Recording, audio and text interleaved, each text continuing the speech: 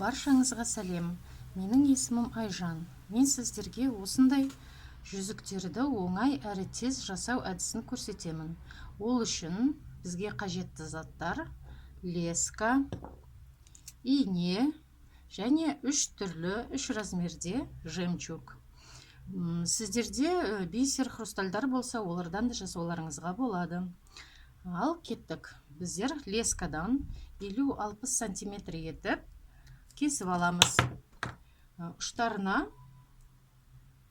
ине өткізіп аламыз. Міне, мынадай етіп. Енді осы лескамызға 5 штук жемчуг өткізіп аламыз. 2, 3, 4, 5. Әрдайым инеміздің, жіптеріміздің ұшын бірдей етіп ұстап отырамыз. Енді бисерларды жемчугтарды біріне бірін біріктіру үшін 6-шы жемчугымызды біріне бірін айқастырып өткіземіз жібімізді.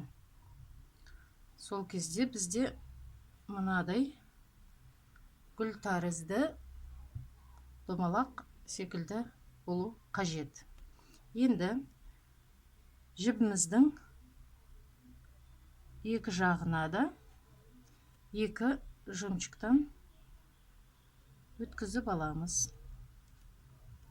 Және бір жемчугты бастарын біріктіру үшін, домалақ етіп өткізу үшін айқастырып өткіземіз. Сол кезде бізде мынадай гүл тәрізді домалақ тізбек пайда болады. Және бір көрсетіп өтейін сіздерге. Оң жағына 2 жемчуг, сол жағына 2 жемчуг. Біріктіру үшін бір жемчугты айқастырып өткіземіз жібімізді. Сонда мінекей мынандай тізбек пайда болды. Енді біз мынау жүзігіміз секілді ортасындағы перстень секілді гүлді жасау үшін бірінші орташа жемчугімізді, одан кейін үлкен жемчугімізді қадаймыз. Гүлдің ортасын жасау үшін орташа жемчугімізді қыстырамыз. Міне бірінші орташа жемчугімізді,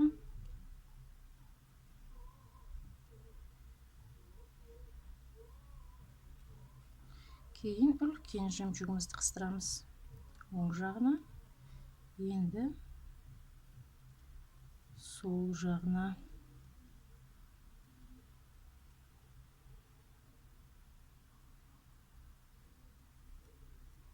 Біріктіру үшін орташа жемчугімізді.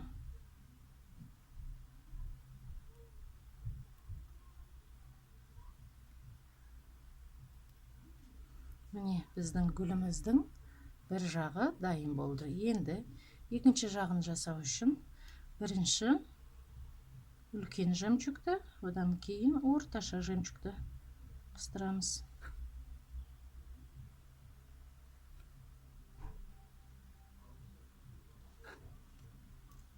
Сол жағына да бірінші үлкен жемчугті, одан кейін орташа жемчугімізді қыстырамыз. Енді біріктіру үшін бұл жолы майда жемчугімізді қыстырып, жүзігіміздің бауын ары қарай жалғастырамыз. Міне, мына бауын ары қарай жалғастырып тоқимыз. Сіздердің уақыттарыңызды алмас үшін менің тоқып дайындап қойған жүзігім бар. Мінекей. Тоқып отыру барысында жүзікті қолымызға өлшеуді ұмытпаймыз. Енді біріктіру үшін мен дәл сол әдіспен оң жағына 2 жемчуг және сол жағына 2 жемчуг қадаймын. Енді жүзікті біріктіру үшін біз алғашқы бастаған ең бірінші гүліміздің жоғары қарай шығып тұрған жемчугі бар. Сол жемчугтан инемізді, жібімізді айқастырып өткізіп аламыз. Сол кезде біздің жүзігіміз домалақ болып бірігеді. Енді біздің жібіміз екеуі екі шетте болғандықтан, бір шетке шығару үшін қазір мына екі жемчугтан мынадан гүлімізді айналдырып шығамыз.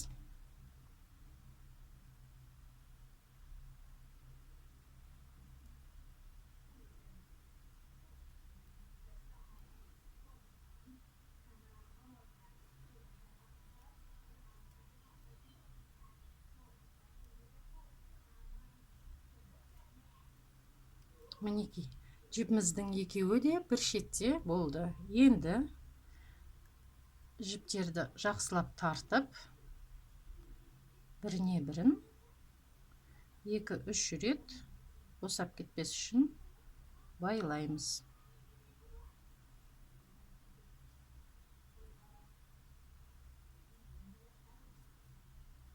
Және байлаған түйініміз көрінбес үшін жіпті жемчугтың арасынан 1-2 гүлге дейін айналдырып өткізіп аламыз да қиямыз. Екінші жағында дәл осылай қайталаймыз.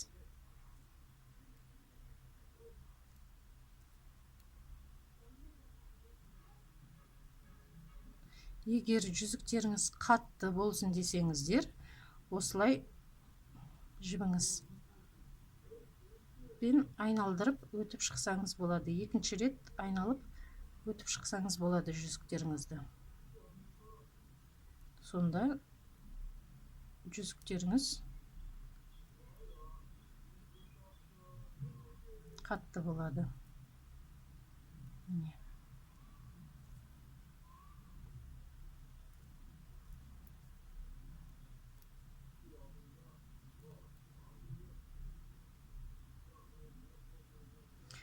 Осылай 5-10 минуттың ішінде өздеріңізге сәнді жүзік жасап алсаңыздар болады.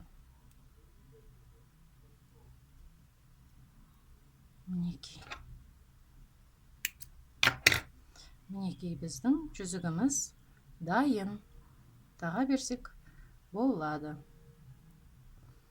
Видеом сіздерге ұнады деген ойдамын. Егер видеом сіздерге ұнаса, лайк басып, тіркеліп қойсаңыздар екен. Келесі видеоларымды өткізіп алмас үшін қоңырау батырмасын басыңыздар. Барлықтарыңызға сәттілік.